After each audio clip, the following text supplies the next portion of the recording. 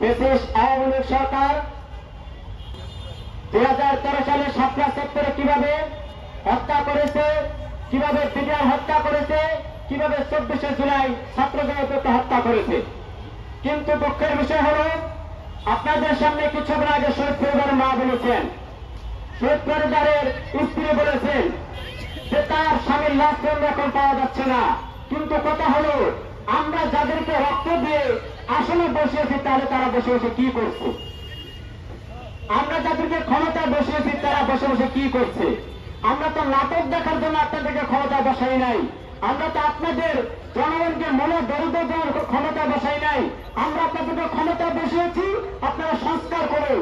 আপনাদেরকে ক্ষমতায় বসিয়েছি আপনারা যারা অপরাধ আছে তাদেরকে বিচার করুন। কিন্তু আমরা দেখছি না, আপনারা 1 বছর চলে গেছে, এখন পর্যন্ত কোনো বিচার দেখছি না। বরং দেখছি কি, আওয়ামী লীগ যারা আছে তারা জটিকা মিছিল করতেছে।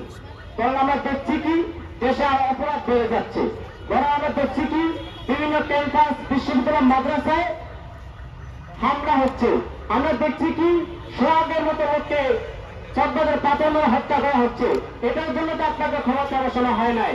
আমরা আপনাকে যে জন্য ক্ষমতা বসিয়েছি সেটা করুন, এখনো সময় আছে।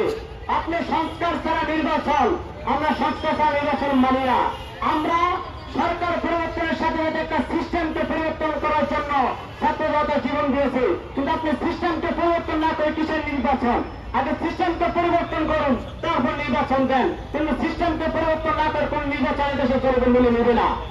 মনে রাখবেন, অন্তর্বর্তীকালীন সরকার আপনাকে আমরা ক্ষমতায় বসিয়েছি সংস্কার করার জন্য। সুতরাং সময় আছে, এখন সংস্কার করুন। এখন পর্যন্ত 1 বছর হয়ে গেল, কিন্তু শহীদ পরিবারের তালিকা করা হচ্ছে না।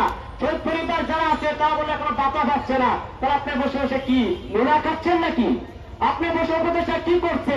আমরা দেখছি আজকে ফেসবুকে যে স্বাস্থ্য উপদেষ্টা সে সিঙ্গাপুর চিকিৎসা দেওয়া যাচ্ছে, তাহলে বিভিন্ন রকম সে চিকিৎসা করে কেউ বাইরে যেতে পারছে না।